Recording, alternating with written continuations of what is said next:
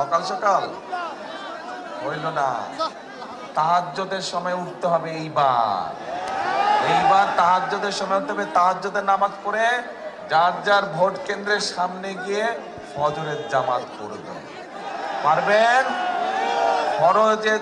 ফজরের জামাত পড়ে লাইন দিয়ে দাঁড়া যাবেন যারা যারা ভোটার যে এলাকার। কেন কথাটা বললাম? কথাটা এই কারণে বললাম যে গত 15 বছর যেমন আমির নির্বাচন হয়েছে, নিশিরাতের নির্বাচন হয়েছে, মনে আছে না? মনে আছে, আপনাদের ভোট দিতে দেয় না। ঠিক একইভাবে এইবার আবার ষড়যন্ত্র শুরু হয়েছে একটা দলে। পত্রিকার খবরে এসেছে, এই যে প্রবাসী আমাদের ভাইরা থাকে তাদের জন্য পোস্টাল ব্যালটের কথা আমরা বলেছিলাম অনেক আগে থেকে। এই সরকার সেটা পূরণ করেছে, সবটা না পেলে অনেকটা করেছে।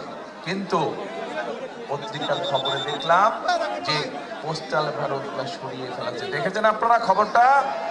খবরটাতে কাজে ষড়যন্ত্র শুরু হয়েছে। আবার কি ষড়যন্ত্র হচ্ছে? ষড়যন্ত্র বিভিন্ন মা বোনদেরকে দিয়ে, নিরীহ মা বোন যারা ভোটার, গিয়ে তাদের এনআইডি নাম্বার নিচ্ছে, গিয়ে তাদের ফোন নাম্বার নিচ্ছে, বিকাশ নাম্বার নিচ্ছে। শুনেছেন না এই খবর? এই খবর কে কে শুনছেন বলেন তো দেখে? ও সবাই শুনছেন? তাহলে ভাই আর বলে কি হবে, আপনারা তো জানেনই সব কথা। তাহলে শেষ করে দেই। ও বলবো? আচ্ছা, তাহলে এখন এই যে নিচ্ছে, এখন যারা নিচ্ছে তারা কারা জানেন?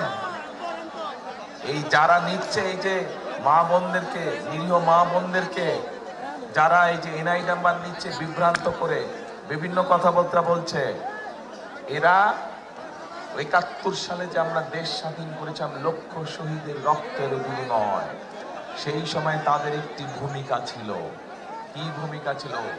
এই দেশের মানুষ যুদ্ধ করে রক্ত দিয়ে দেশ স্বাধীন করেছিল। কিন্তু এই যাদের কথা বললাম ষড়যন্ত্র করছে, এরা তখন দেশের বিপক্ষে অবস্থান করেছিল, দেশের স্বার্থের বিরুদ্ধে। এবং তাদের কারণে তারা দেশের মানুষের সাথে ছিল না, দেশের স্বার্থের বিরুদ্ধে ছিল, এবং তাদের কারণে এই দেশের লক্ষ লক্ষ মানুষ শহীদ হয়েছিল সেদিন।